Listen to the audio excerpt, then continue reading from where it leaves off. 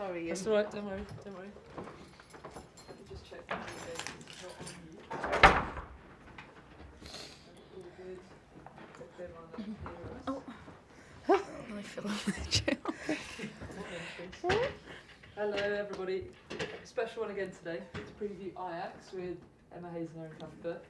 Who would like to kick us off and go first? Connor? Hi, Emma. Hey. Hi. Mara Ramirez returned at the weekend, and Natalie Bjorn looks like she's up and training today. Is Natalie in line to maybe start tomorrow? I know we're finally seeing a little bit of light at the end of the injury tunnel. No, is the answer. She didn't last training, so she's not available tomorrow. Maya is available for selection. You're obviously in a very commanding position at halfway point of the tie now. We've spoken a few times this season about complacency, so that sort of answers that. But with the first opportunity to win some silverware at the weekend and being in the position you are, we likely to see some change or surprises in the lineup tomorrow? I think we only play one game at a time. I'm not thinking about Sunday. I'm thinking about tomorrow. We know Ajax are going to come out. They'll be aggressive. We're expecting that. They have to. This is a competition where only one team advances, so we're prepared for the aggression from the opponent and obviously their learnings. They're a good side, and it's important for us to keep all of our focus and attention on tomorrow. Erin, you stepped up as captain quite a few times this season. I was wondering, from what you've done this season, have you sort of learned anything from the experiences? I think just taking more responsibility, like it's, everyone looks to you and your behaviours. So on the pitch, I have to be super hyper conscious of what I'm doing, how I'm perceiving, how everyone else is seeing me, and maybe I haven't really thought of that before. And I think maybe I need to take a bit more of a role off the pitch as well than I previously haven't. And you have to deal with conversations, you have to do press conferences as well. So you. It's all kind of new. I'm almost learning on the job, and I'm really enjoying it.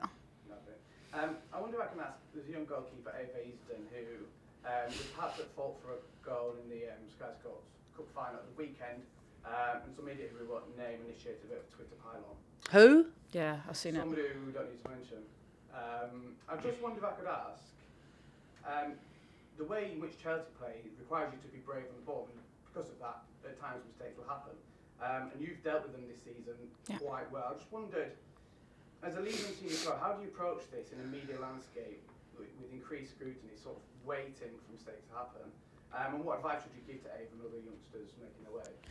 I think, first of all, Ava's a terrific young goalkeeper coming through the Scotland ranks, so I think that's important to say. And one mistake won't define you. I was disappointed with a mistake that I made against Man City, and you got to get back up and show yourself again. And I think that's when more than ever you have to just find another way.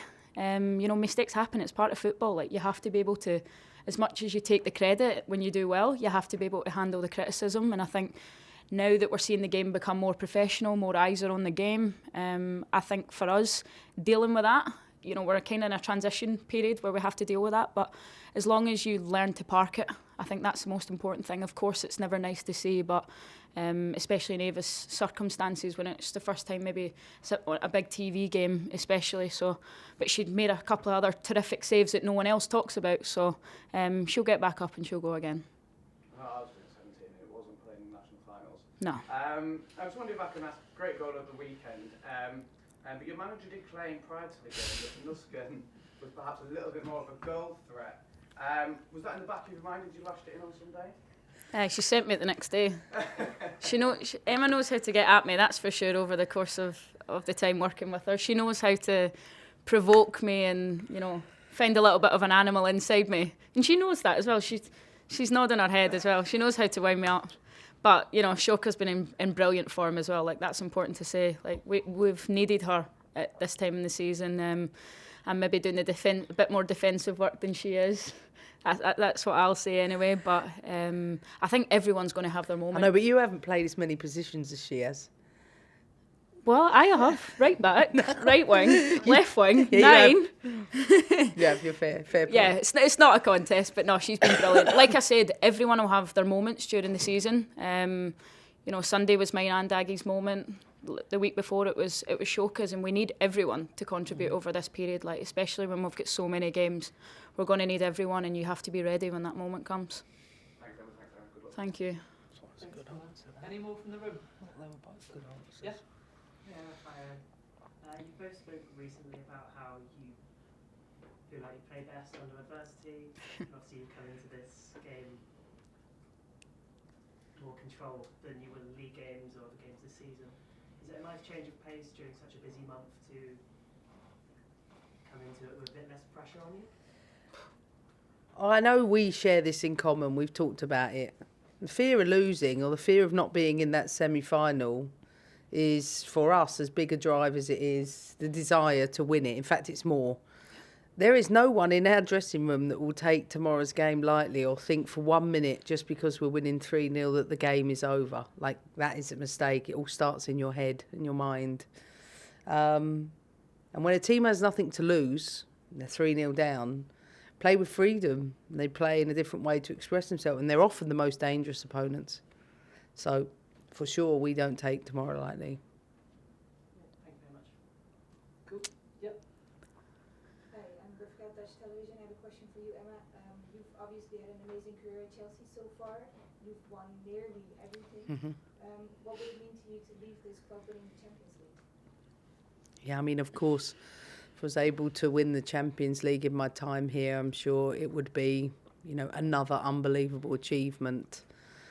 But I've said it time and time again, I think for my era to be defined by one competition is probably not what matters most to me. What matters most is, beyond the winning over the years, is that I will leave the shirt in a better place. And that's probably the thing I'm most invested in, to make sure that when I leave, the team is in a fabulous place, and certainly in a better place than when I took over, and one where I can come back as a fan and enjoy them, and hopefully in many more win Champions League way beyond my time. Thank you. Any more from the room before we move across to Zoom? Yep, Sky? Emma, can I just ask you about the Women's Football Review Implementation Group? It's being chaired by the Culture Secretary. How important do you think that process is?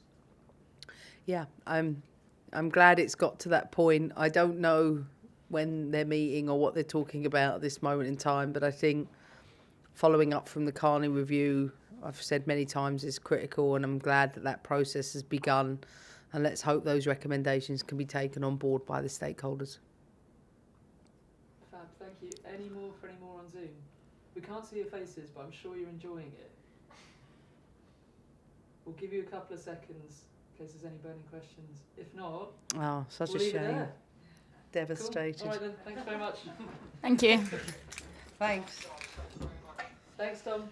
I thought he was going to go thanks and no thank you.